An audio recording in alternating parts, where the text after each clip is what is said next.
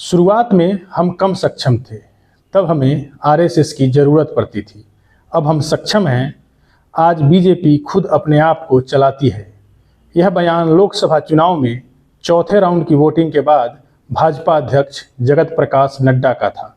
नमस्कार, मैं निखिल कुमार और आज मैं बात करूंगा चुनावी नतीजों में बीजेपी के बहुमत से पीछे रह जाने का कारण क्या आरएसएस की नाराजगी रही। भाजपा अध्यक्ष का बयान कोई अचानक नहीं था, उस रस्साकसी का नतीजा था जो बीजेपी और राष्ट्रीय स्वयंसेवक संघ के बीच 3-4 साल से चली आ रही है। तो क्या चुनाव में आरएसएस के कार्यकर्ता बीजेपी के पक्ष में विपक्ष का नैरेटिव तोड़ने के लिए एक्टिव नहीं थे? जब इसको लेकर हमने पटना में एक प्रांतीय स्तर के अधिकारी से बात की तो नाम न बताने की शर्त पर उन्होंने कहा कि भाजपा ने चुनाव में आरएसएस के विचारधारा को पीछे छोड़ दिया। आरएसएस ने जन्म दिया है बीजेपी को, पार्टी को भूलना नहीं चाहिए। आरएसएस किसी के साथ नहीं होता, सिर्फ विचारधारा के साथ होता है। बीजेपी ने पांव खींचे, आरएसएस ने नहीं। इस तरह के जवाब से साफ पता चलता है कहीं न कहीं कुछ बात जरूर है। संघ प्रमुख मोहन भागवत ने 10 जून को कार्यकर्ता विकास वर्ग कार्यक्रम में बोलते हुए कहा कि जो अपने कर्तव्यों का पालन करते हुए मर्यादाओं की सीमाओं का पालन करता है वही सेवक कहलाने का हकदार है। यह एक क्वेश्चन मार्क है और वो ये कि खुद को सेवक कौन कहता है, यह बात भली भांति जानते हैं।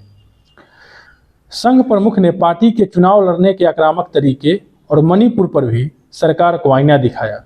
चुनाव लड़ने के तरीके पर बोलते हुए भागवत ने कहा, चुनावी मुकाबला झूठ पर आधारित न हो। संघ प्रमुख ने क्या कहा, खुद सुनिए। जो सेवा करता है, जो वास्तविक सेवक है, जिसको वास्तविक सेवक कहा जा सकता है,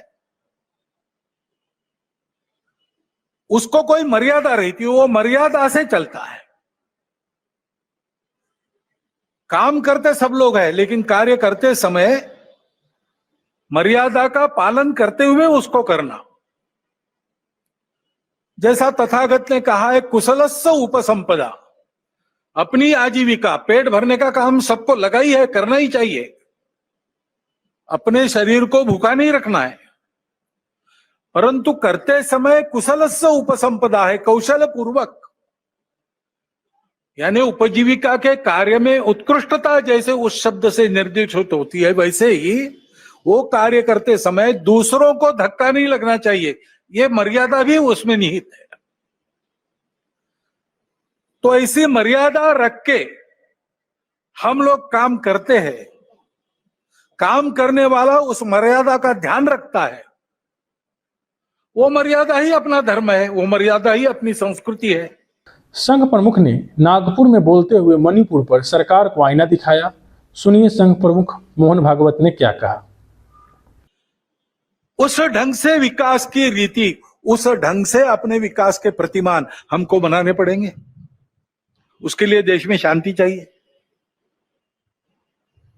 जगह जगह और समाज में कलह ये नहीं चलता। अब 1 साल से मणिपुर शांति की राह देख रहा है। उसके पहले 10 साल शांत रहा। पुराना गन कल्चर समाप्त हो गया ऐसा लगा, और अचानक जो कलह वहां पर उपज गया या उपजाया गया, उसकी आग में अभी तक जल रहा है, त्राही त्राही कर रहा है। कौन उस पर ध्यान देगा? प्राथमिकता देके उसका विचार करना ये कर्तव्य है। लेकिन ये अचानक नहीं है कि संघ प्रमुख इशारों इशारों में सरकार को नैतिकता का पाठ पढ़ा रहे हैं। कुछ मुद्दे हैं जिनकी वजह से आरएसएस और बीजेपी के बीच अंदर खाने कुछ पक रहा है। आज हम कुछ ऐसे ही मुद्दों पर बात करेंगे जो संघ और बीजेपी के बीच मनमुटाव की वजह बनी है। सबसे बड़ा और महत्वपूर्ण मुद्दा राम मंदिर का रहा। राम मंदिर पर बीजेपी को आरएसएस की सलाह न मानना भारी पड़ गया। राम मंदिर के मामले में बीजेपी ने आरएसएस की बात नहीं सुनी।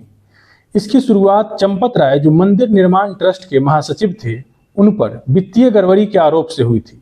आरएसएस ने चंपत राय को चित्रकूट की प्रतिनिधि सभा में बुलाया और सख्त चेतावनी भी दी। इसके बाद भाजपा ने राम मंदिर का मसला सीधा अपने हाथ में ले लिया। आरएसएस की सलाह पर ध्यान देना भी जरूरी नहीं समझा। इसके अलावा राम मंदिर निर्माण समिति के अध्यक्ष पीएम मोदी के करीबी नृपेंद्र मिश्रा को बनाया गया। नृपेंद्र मिश्रा वही अधिकारी हैं जो 2014 और 2019 में प्रधानमंत्री कार्यालय में मोदी के सबसे अहम अधिकारी थे। राम मंदिर आंदोलन के वक्त जब कार सेवकों पर गोलियां चलाई गई थी, तब नृपेंद्र मिश्र यूपी सरकार के मुख्य सचिव थे, मुख्य सचिव के पद पर तैनात थे। नृपेंद्र मिश्रा को राम मंदिर निर्माण समिति का अध्यक्ष बनाया जाना और आरएसएस के कई पदाधिकारियों को नागवार गुजरी। आरएसएस ने इस पर बीजेपी से बात भी की, लेकिन बीजेपी ने अपना फैसला नहीं बदला। यह आरएसएस और बीजेपी के बीच खाई बनने की पहली ठोस वजह थी। रामलला की प्राण प्रतिष्ठा को जिस तरह राजनीतिक चकाचौंध से भर दिया गया, यह आरएसएस को रास नहीं आया। इस मामले को भी संघ ने बीजेपी के सामने रख दिया था। संघ के अनुसार राम मंदिर राजनीतिक आंदोलन नहीं है।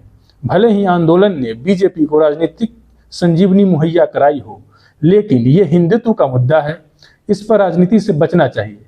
आरएसएस के एक अधिकारी ने कहा, अगर जनता को लगा कि राम मंदिर पर राजनीति हो रही है तो वो बीजेपी से दूर हो जाएगी। आरएसएस की सलाह को नहीं माना गया। इसका असर ये हुआ कि बीजेपी अयोध्या की सीट भी नहीं बचा पाई।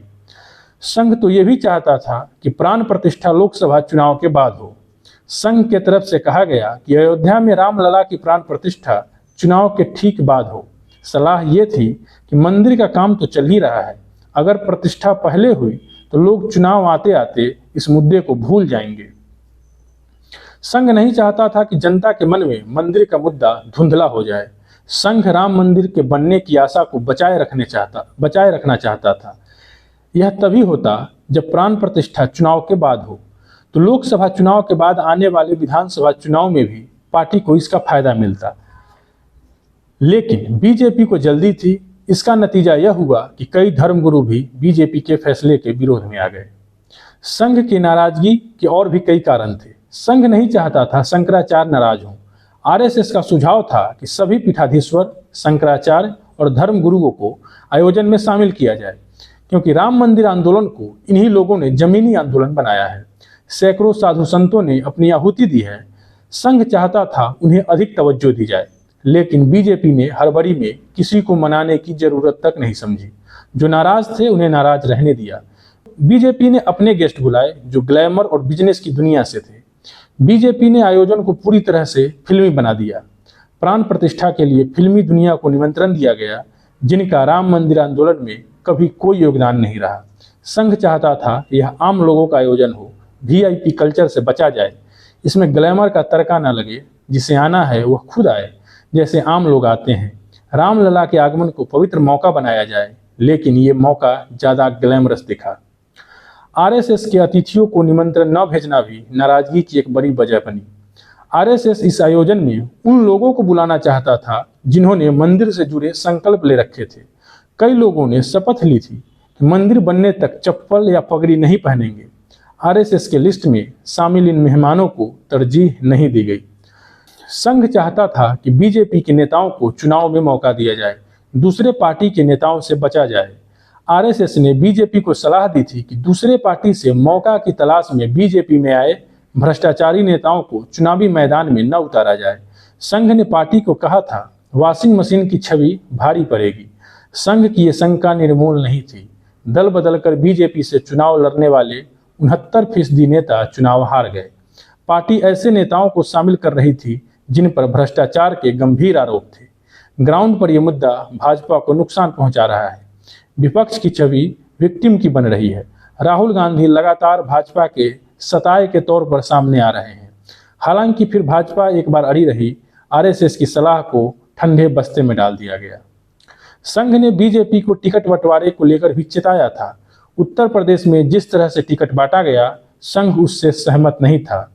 चुनाव में यूपी ने बीजेपी को बहुत बड़ा झटका दिया और पार्टी बहुमत से दूर हो गई। इस नुकसान को संघ ने टिकट बंटवारे के वक्त ही भांप लिया था। संघ ने 10 से ज्यादा सीटों के प्रत्याशियों पर असहमति जताई थी। इनमें प्रतापगढ़, श्रावस्ती, कौशाम्बी, रायबरेली और कानपुर जैसी सीटें शामिल थी। कानपुर के अलावा सभी सीटों पर बीजेपी हार गई। संघ का कहना था कि कुछ सांसदों को छोड़कर हमें नए लोगों को टिकट देना चाहिए, जैसा दिल्ली में किया गया। हालांकि टिकट बंटवारे के मामले में भी संघ बेबस ही दिखा। संघ ने पार्टी को कुछ मुद्दे भी सुझाए थे जिस पर बीजेपी ने ध्यान नहीं दिया, लिहाजा नुकसान उठाना पड़ा। संघ चाहता था पहले की सरकार द्वारा क्या नहीं किया गया है वह छोड़कर पार्टी अपने उपलब्धि को मुद्दा बनाए।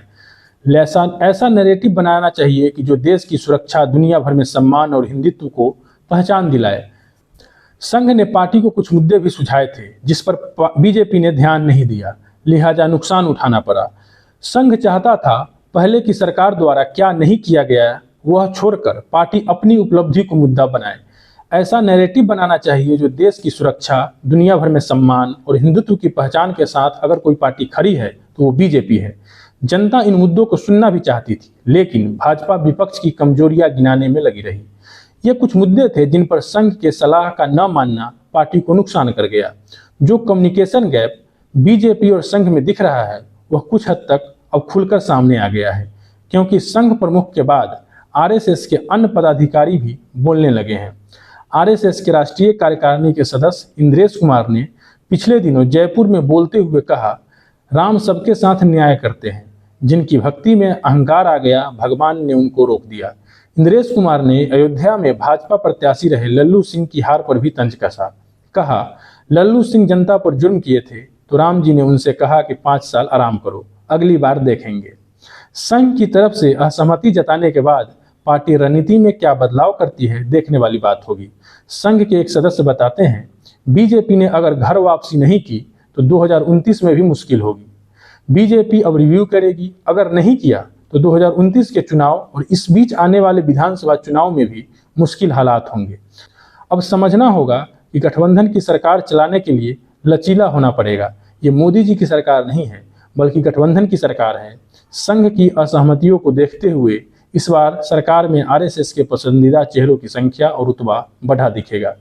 बीजेपी कितना भी सक्षम हो जाए, लेकिन आरएसएस को नाराज नहीं कर सकता है। भाजपा राजनीतिक पार्टी है तो संघ जमीनी संगठन, जो पार्टी के लिए चुनावी सफलता सुनिश्चित करता है।